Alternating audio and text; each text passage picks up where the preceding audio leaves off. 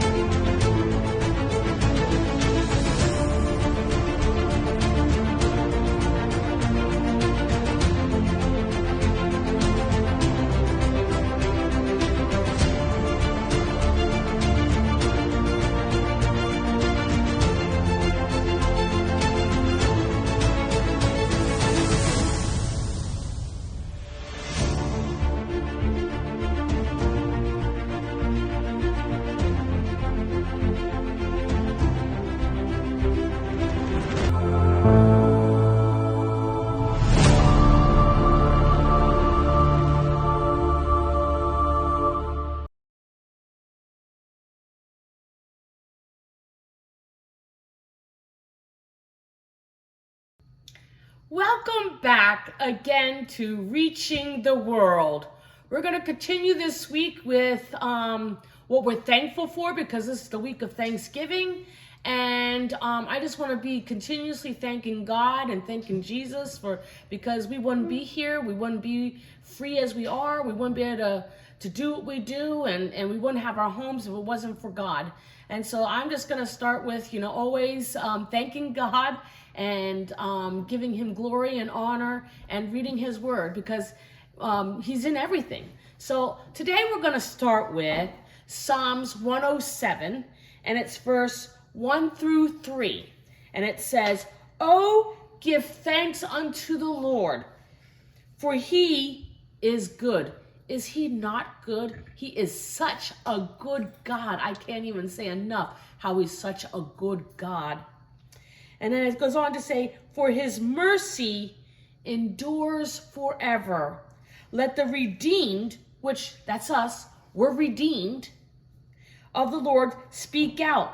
So we're supposed to speak out how good our God is. And if you love him, you're going to just automatically speak out. And that's what I'm doing. I just say, "Lord, you have been so good to me. I can't help but to speak out and speak of your goodness. Speak of your love, speak of your favor." All that about God is just so much that I can't contain it, because he's just so good. So let me read on. "Whom he has redeemed from the hand of the enemy, and gathered them from the lands, from the east, from the west, from the north, and from the south." So it's saying we're gathered. We're just in awe together with God. And it's just wonderful just to celebrate Thanksgiving, knowing that God is still there. He don't take a Thanksgiving break. He don't take any holiday break. He's always there, no matter what we do, no matter what we have done, no matter where our fails are bad. He's always still there to pick us up, help us through different things, because he's a good God. And that's just one thing alone about being thankful this week, is about having a good God. And then just knowing that God gave you a good family. I'm thankful for my good family. I'm thankful for my good friends. I'm thankful for having a house that I can sleep in every night and be protected, and have my kids have a home. Just so much. I could just go on and on about the goodness of God and being thankful for what he can do. What are you thankful today? What can you think of that you're thankful about God, that you're thankful that he's given you and taken care of? What are you thankful for? So I just always wanted to start with the word of God. So now I'm going to teach you how to make a pumpkin pie. A lot of you probably already know how to make it or look up the recipe, but I just thought I would show you. Now I already have a homemade crust, but I usually make my own, but I figured most of you are probably just gonna buy a store-bought crust because it's the easiest. So don't be ashamed. I'm not even gonna bother showing you because crust can be very, very difficult. So I'm not even gonna bother going for that unless you would crust. If you would want to have me teach you how to make a pie crust, I will at this point. So you'll just have to leave that at the comments that you'd like to see a pie crust, and then I'll make it. Otherwise, I'm gonna have a store-bought. Let me turn my stove on. So it's already ready for me, and it says 425 to start with. Oops. So I'm turning my stove on to 425 and getting that already preheated. Just so you know, because you probably won't see it, it wants you to start out at 425 for 15 minutes, and then it drops the temperature down to 350, and then you're supposed to have the pie on for 40 minutes. A lot of times I just do mine at 350 all the way through. It's just as good. You can keep it at 350 and go. This one's requesting 425, and I'm just doing it because that's what it's requesting, but it would be okay using it at 350. So we're gonna start with the pumpkin pie, and it wants us to put the pumpkin and 2 eggs and mix them together. So here's 1 cup. And oh, by the way, if you're wondering, you can use can. As a matter of fact, this requests a 15-ounce can of pumpkin. And you can use that. I just never usually use canned pumpkin. It's better fresh. So I have already cooked me up a fresh pumpkin and measured myself out 2 cups because that's what it is. The 15-ounce actually goes into 2 cups. But you can use the 15-ounce can, and it's 15-ounce can will do exactly what you need. Or if you like me, you like to use fresh pumpkin, 2 cups will give you the 15 ounces you need in fresh pumpkin. So that's just a tip. I think it tastes better. It changes the flavor of the pumpkin, I think. You know, that's just my opinion. Putting my 2nd cup in.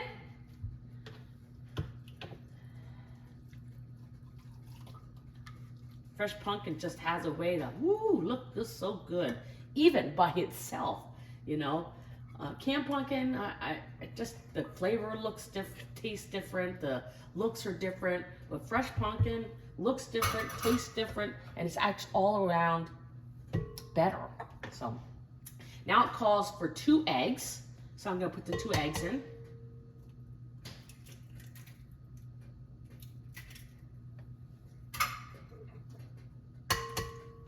Go.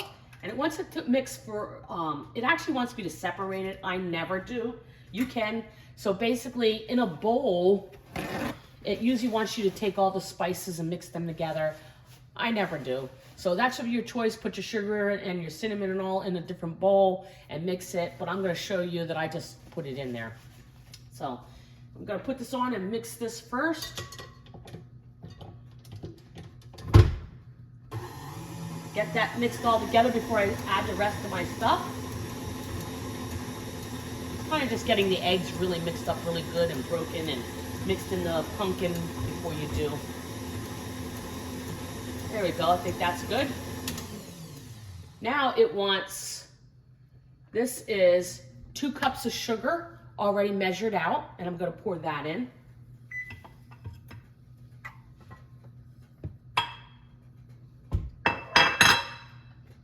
One teaspoon of salt, 1 teaspoon of cinnamon. Why don't we get that running? And then a 1/2 teaspoon of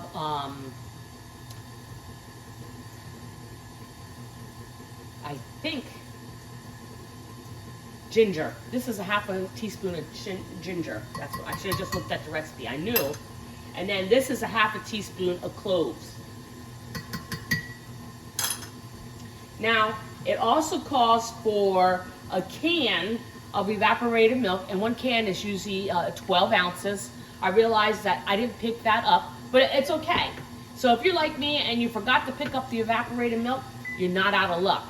What I did was I made my own, so that's what this is. All you do is take 2 cups Regular milk. Now it has to be the whole fat. It can't be like 2% or 1% milk. It's got to be the whole fat. And you cook it on the stove for 25 to 30 minutes. You're like simmering it. So you're simmering it or on very low, and you're cooking it for about 25-30 minutes. And for that whole time, it's cooking out the water that's in it. And once it cooks out the water, you have evaporated milk. So, and what you actually need is the 12 ounces. And so I already measured this to be the 12 ounces. But if you're not like me and you wanted to have the can, get the can. It only takes 1 can of evaporated milk, which is already at 12 ounces, and you add that in. But I had to make mine because I forgot. So, but it's not hard to do, so you're not out of luck. And if you like to have things that are fresh and they taste better, then this is the way to go, is make your own. So now I'm going to add my evaporated milk in slowly.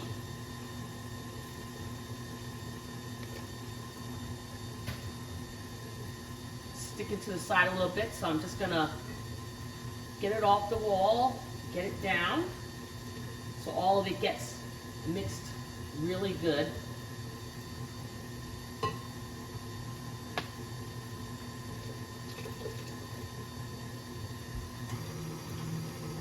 You don't want to turn it too high because it'll just splash it all over. I've done that too many times. Splashes it up on the cupboards and splashes it on all kinds of things, you know, and you don't want that. Continue just mixing it till it's really good in there.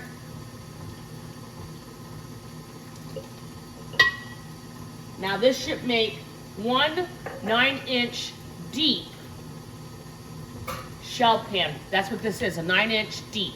And it should fill it totally up.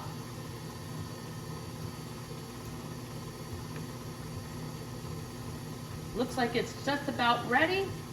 It's really stirring in there. So I'll put this in the sink.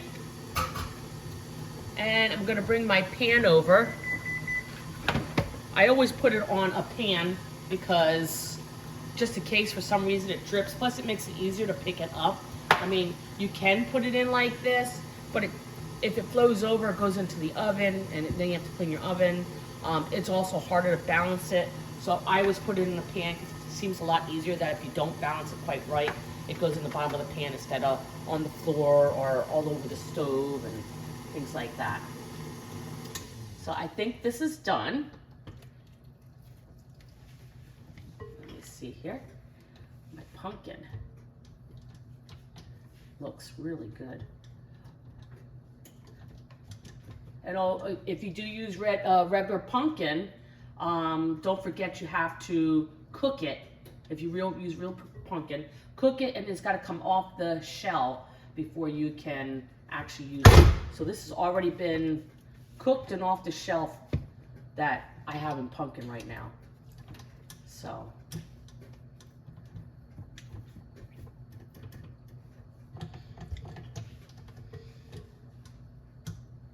trying to get it stuck to the beater. Sometimes this happens. You just knock it off and it'll be just as good. Just things that happen when you're baking, and everything's always perfect, but that's okay. It's all part of baking. So, okay.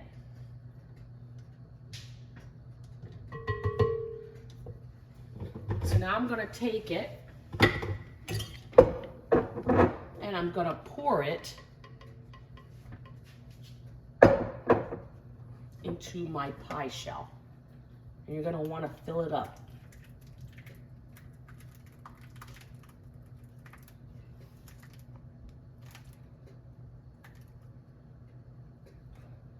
And I kind of fill it up the best I can. I think that might be it. There we go. I got it really up there. Okay. Okay, and that's about it. Now it's just gonna go in the oven, and it's gonna be in there for anywhere from, well, it says here that we're putting it in for 15 minutes and then 40 minutes. So it's basically gonna be almost an hour. So we'll be back, and I'll be pulling it out, and you'll be able to see what it looks like.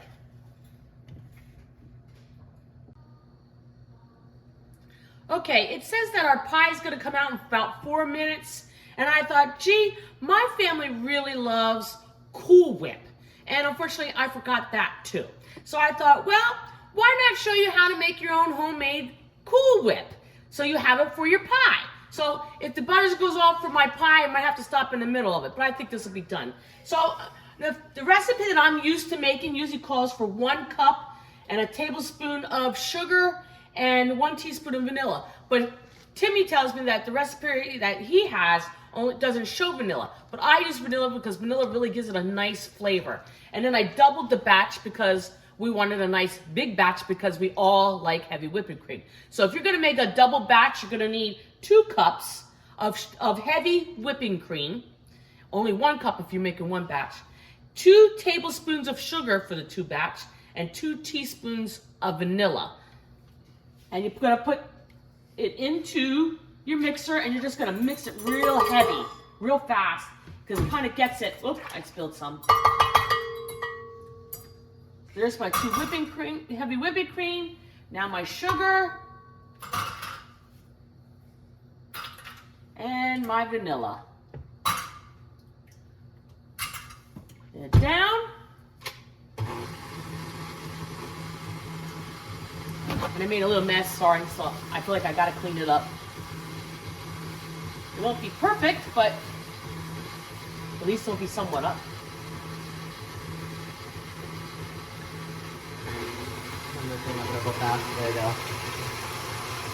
But you'll watch how, as it's going faster, it'll actually whip it.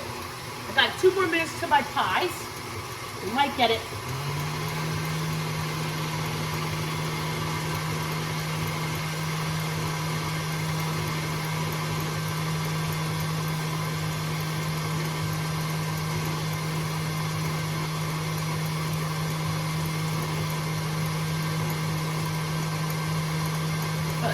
It seems long, but it really isn't that long when you're mixing it.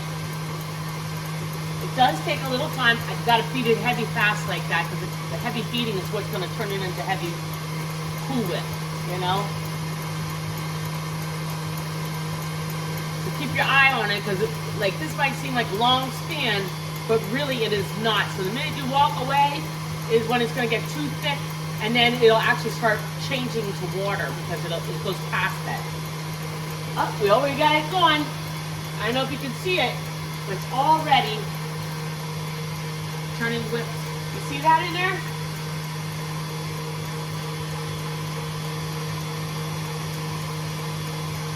I think that's about it. I think we got it.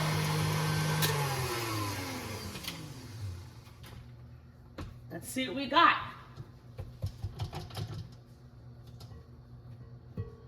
Oh yeah, this is ready.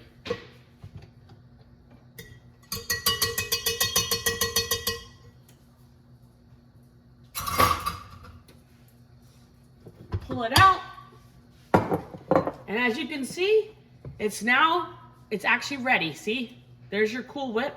So now all you have to do is put it into a bowl and serve it to your family. And usually it's just like a regular bowl and right on top of your thing. So I don't have a bowl. I forgot a bowl pulled out. But you can see that it's ready, that it can easily be now refrigerated till it's ready, or if you're right away ready, you can now serve it. And it's, like I said, see? It's Cool Whip, but it's fresh, it's better. Keep your hands out of it, I know. And when the pie comes out, you can actually put it on your pumpkin pie. Hey Google, stop the timer. Well, that's the pumpkin pie. Let's see where we are with the pumpkin pie.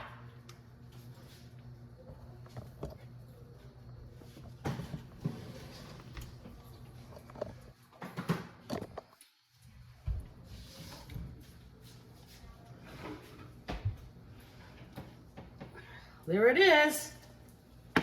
It's all done. As you can see, it has the brown around the crust, and when you shake it like this, ooh, it looks like it's not quite done, but I'm thinking it is. Nope, it's not quite done. Yeah. But this is about what it's gonna look like, and I'm probably gonna have to put it back in here, But you can see it, basically when it's done, it'll get more solid in the center, but obviously I have to keep it in a little bit longer, which is okay. Not a big deal. So for now, that's it. That's the pumpkin pie. And when your pie is done, you'll have your Cool Whip, and you can put it right on your pie and serve it like that. So, excuse me. So just remember to leave me a comment down below, or even just tell me a testimony. I'd love to hear them. And know that I love you, and especially know that Jesus loves you. And if you like this video, make sure to hit the like button, subscribe, and hit the bell notification so you never miss out on any of our videos. And know that we're here reaching the world.